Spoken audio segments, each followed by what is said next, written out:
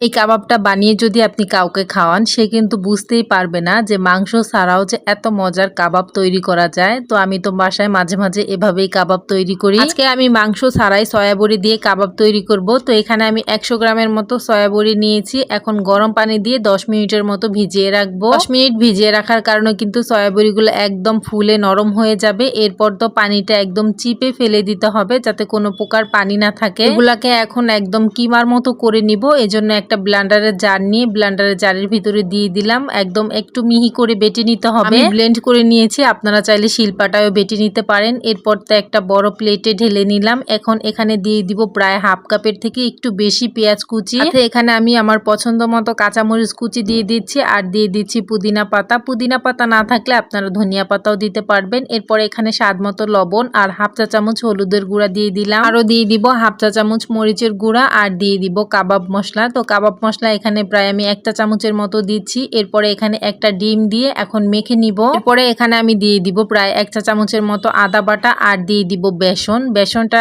না থাকলে আপনারা চালের গুঁড়াও দিতে পারবেন। তো বেসন এখানে প্রায় আমি 3 টেবিল চামচের মতো দিচ্ছি। আর একটু সময় নিয়ে মেখে নিতে হবে। এরপর ভালোভাবে মাখা হয়ে গেছে। এখন কাবাবের শেপ করে আমি বানিয়ে নিব। কেক করে আমি বানাবো আর তেলের ভিতরে ছেড়ে ভেজে নিব। এটা কিন্তু বানিয়ে সাথে সাথে ভাজতে হবে, রেখে দিলে কিন্তু হবে না, তাহলে পানি ছেড়ে দিবে। আমি আগে থেকেই তেলটা গরম করে রেখেছিলাম। এখন একে একে কাবাবগুলো দিয়ে উল্টিয়ে পাল্টিয়ে লাল করে ভেজে এরপরে নামিয়ে ফেলবো। সবগুলো ভাজা হয়ে গেছে, খুব সুন্দর একটা কালার চলে আসছে। এখন তেল ঝরিয়ে উঠিয়ে ফেলবো। তো দেখলেন তো খুব সহজেই খুবই মজার কাবাব তৈরি হয়ে গেল। আপনারাও চাইলে বাসায় এভাবে মাংস ছাড়া সয়াবড়ি দিয়ে কাবাব তৈরি করতে পারেন। এই কাবাবটা খেতে কিন্তু মাশাআল্লাহ অনেক বেশি মজা হয়। আজকের রেসিপিটি আপনাদের কাছে ভালো লাগবে। ভালো লাগলে অবশ্যই বাসায় তৈরি করবেন। সবাই ভালো থাকবেন। আল্লাহ হাফেজ।